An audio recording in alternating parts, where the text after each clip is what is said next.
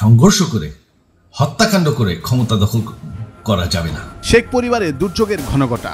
দীর্ঘদিনের অবৈধ ক্ষমতা হারিয়ে মা শেখ হাসিনা, পুত্র সজীব ওয়াজেদ জয় যেন পাগল প্রায়। কখন কি করছেন নিজেই জানেন না। একদিকে শেখ হাসিনা বিবেক বুদ্ধি হারিয়ে দিল্লি থেকে একের পর এক হুমকি দিয়ে যাচ্ছেন। লাশের সঙ্গে রাজনীতি করতে দ্বিধাবোধ করছেন না তিনি।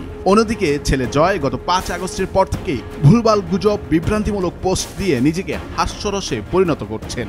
এবার দুদকের তদন্তে অবৈধ সম্পদের সন্ধান পেলে ইউনূসকে গুলির কথা বলে হুমকি দিচ্ছেন জয়। 1 মিনিটের জন্য দেশের ক্ষমতায় থাকতে পারবে না। এই বিষয়টি ফ্যাসিস্ট হাসিনা পুত্র জয়ের সামনে আসার পর তা নিয়ে তার ভেরিফাইড ফেসবুক পেজে রীতিমতো বর্তমান সরকারকে চ্যালেঞ্জ করে পোস্ট করেছেন তিনি, যেখানে তিনি লিখেছেন, ইউনূসের নেতৃত্বাধীন এই অবৈধ সরকার আমার কিছুই করতে পারবে না।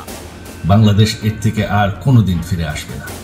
পতিত স্বৈরাচার পুত্র জয় তার ফেসবুক পোস্টে বর্তমান সরকারকে নিজের কাছে পিস্তল থাকার বিষয়টি উল্লেখ করে লেখেন, আসলে এই অভিযোগের মূল উদ্দেশ্য হলো আমার ঠিকানা প্রকাশ করে আমাকে নিরাপত্তাহীন অবস্থায় ফেলা। কিন্তু আমেরিকার বাস্তবতা হলো এখানে ব্যক্তিগতভাবে অস্ত্র রাখা বৈধ এবং এর গুলিরও কোনো সীমাবদ্ধতা নেই। তাই এসব হুমকিতে আমি ভীত নই।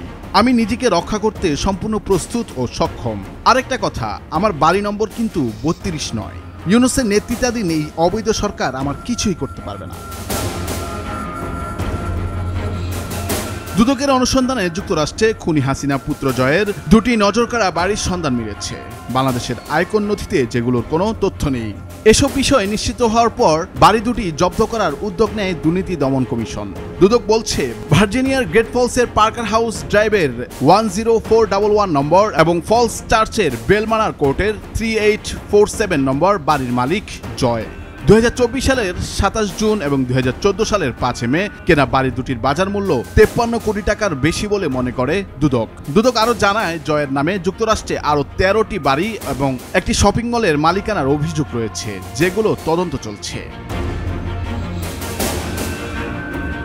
বর্তমান অন্তর্বর্তী সরকারকে এই চ্যালেঞ্জ ছুড়ে দেওয়ার আগে জয়ের জব্দ করতে যাওয়া বাড়ির বিষয়ে তিনি লিখেছেন, এই অবৈধ সরকার এখন চাপে এবং জনরোষের মুখে পড়ে জনগণের দৃষ্টি ভিন্ন খাতে নিতে আমার বিরুদ্ধে দুর্নীতি দমন কমিশনকে দিয়ে মিথ্যা অভিযোগ তোলার চেষ্টা করছে। আমি ভার্জিনিয়া 2টি বাড়ির মালিক নই, একটি আমার এবং সেটা আমি 2018 সালে কিনেছি, গত বছর নয়। আমার বাড়িটির মূল্য কেনার পর থেকে প্রায় $15 লাখ বা 18 কোটি টাকা বেড়েছে।